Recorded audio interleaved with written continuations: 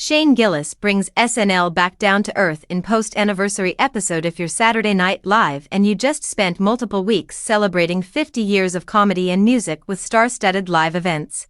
How do you follow all those festivities for your first regular episode back? SNL counterintuitively brought expectations back down to sea level by inviting Shane Gillis, the once hired then fired comic who hosted last year, to return. Now that the novelty of seeing the comic on the show that once shunned him, and hearing him talk about it, has worn off, it was time to see what Gillis, the star of the ill-received streaming show Tires, could do. Not a whole lot, it turns out.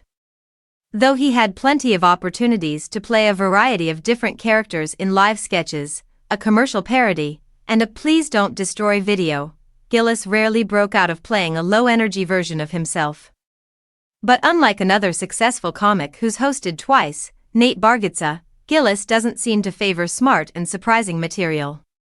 The sketches written for him, and which he presumably helped choose, were mostly premised around sexual acts or boorish, clueless men, like the depressing, divorced father in a PBS Kids show called Dad's House, or an ex-boyfriend who crashes a woman's wedding to demand an open-eyed sexual act he was promised in a coupon from her.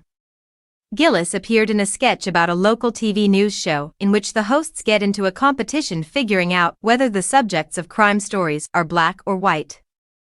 A put-upon boyfriend taking photos of his demanding girlfriend, Heidi Gardner, a spokesperson in a commercial for antidepressants that are simply beer and cocaine, and a man who wants to know if his doctor, Emil Wacom, can still fellate himself like he did when they were kids. Oof. The sketches weren't all terrible. Cast members including Gardner, Wacom and the duo of Kenan Thompson and Ego Nwodim saved some of them, but nobody could really save Gillis from an episode that overall felt crude and gross.